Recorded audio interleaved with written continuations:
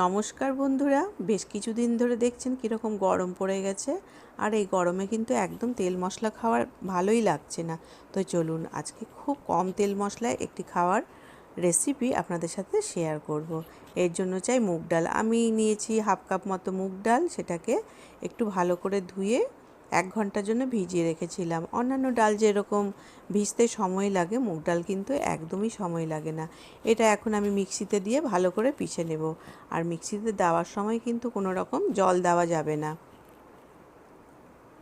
এর মধ্যে স্বাদ মতো আমি 2টো লঙ্কা দিয়েছি, আপনি কম বেশিও দিতে পারেন। এটাকে এখন আমি মিক্সিতে ভালো করে পিষে নেব। এবার এটা একটা আমি আলাদা বাউলে ঢেলে নিলাম।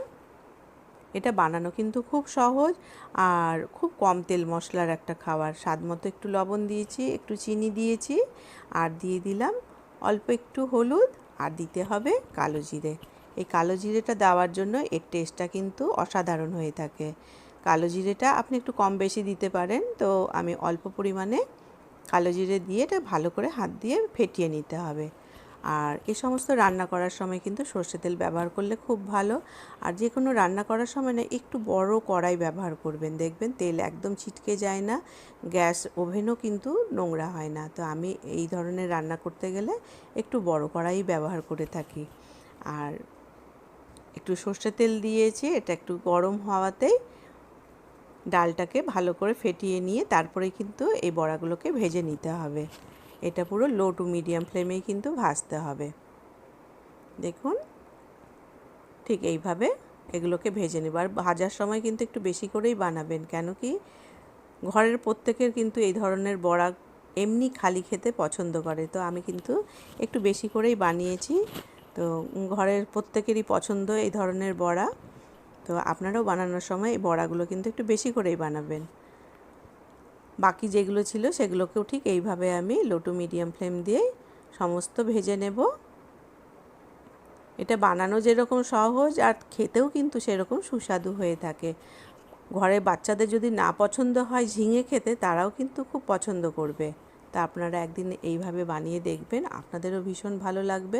কেন কি এটা বানানো খুবই সহজ আর খেতেও অসাধারণ হয়ে থাকে। একটু অন্য ধরনের রেসিপি।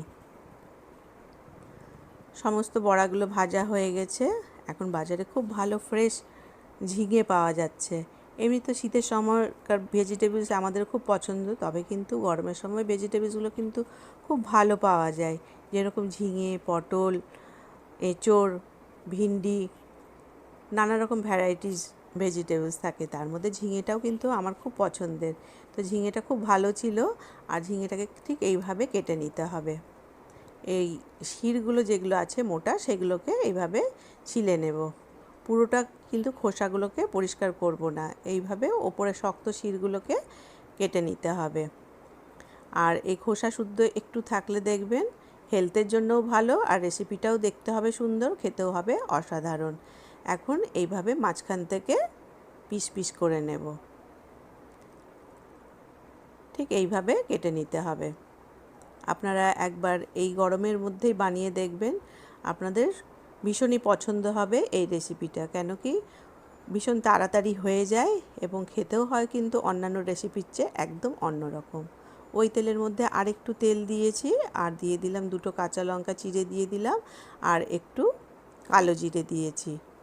দিয়ে এটা একটু ভালো করে নেড়ে নেব। একটু কালো জিরে যখন গন্ধ ছাড়বে তখনই আমি দিয়ে দেব এতে ঝিঙেগুলো যে কেটে রেখেছি সেইগুলো। এটা এখন পুরো মিডিয়াম ফ্লেম দিয়ে কিন্তু ভাজবো। আমরা তো ঝিঙের অনেক রকম রেসিপি বানিয়ে খেয়েছি, এটা কিন্তু তার মধ্যে অন্য রকম।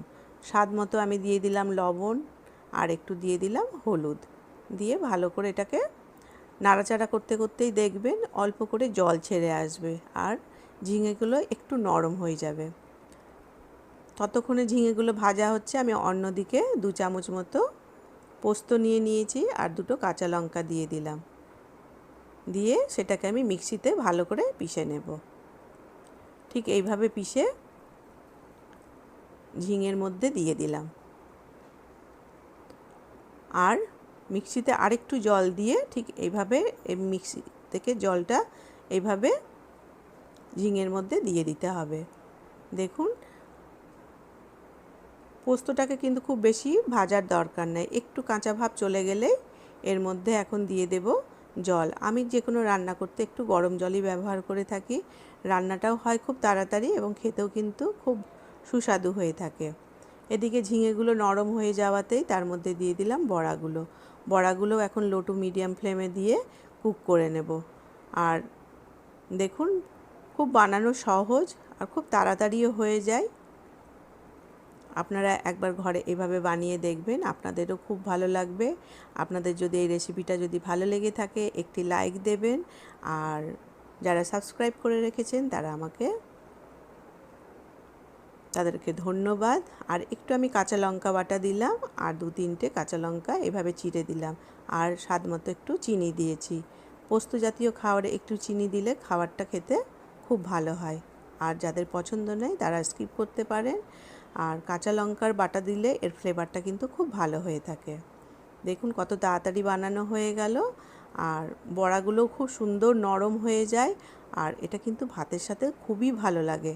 আপনারা এই গরমের মধ্যে কিন্তু বানিয়ে খেতে পারেন। ঘরের যারা বয়স্ক মানুষ থাকে তাদের তো খুব পছন্দ হবেই হবে, ঘরের বাচ্চাদেরও কিন্তু খুব ভালো লাগবে। যারা ঝিঙে খেতে পছন্দ করে না তাদেরও ভালো লাগবে। আজ এই পর্যন্ত।